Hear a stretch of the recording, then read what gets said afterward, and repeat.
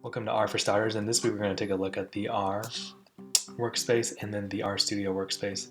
So I first pulled up the R console workspace, and this is your base R, and I'm just going to run this equation I've been running, 2 plus 2, some simple math. You can see down here you get the answer 4. So pretty basic, pretty bare bones, and you can do a lot of stuff in the R console.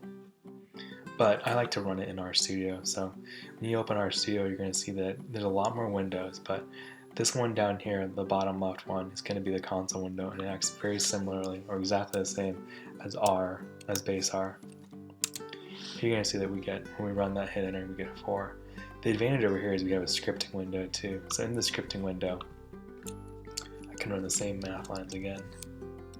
Now I'm going to hit on Mac Command Enter to get the answer. The advantage I have over here is now I can save this file.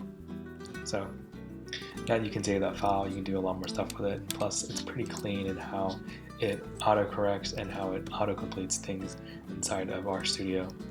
Another cool thing is it's pretty easy to create objects in RStudio and to see them pretty quickly. So here let's make an object A, that is the numbers 1, 2, 3. So this is a simple string, A contains the numbers 1, 2, 3.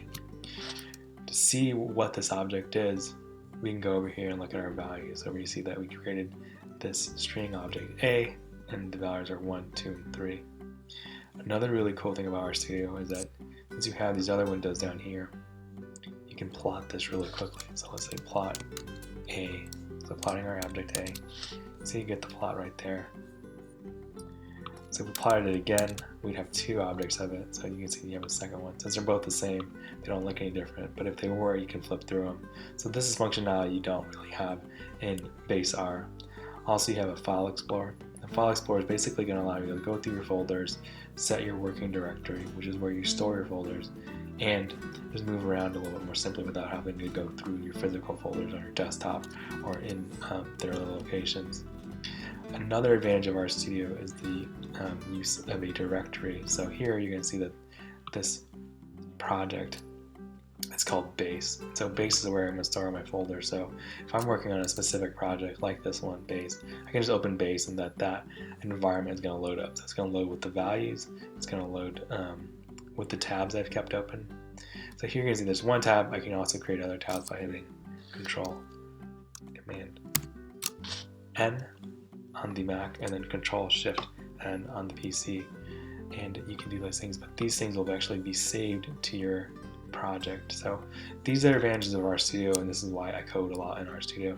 It's just a little bit simpler for me, and for the plots function, it's a lot easier for me to go through a lot of the plotting and looking at changes I make really quick. So I hope you guys enjoyed that video. Let me know in the comments if that was clear or you guys have any other questions and other stuff you'd like to see, but I will come back next week with another basic video on R.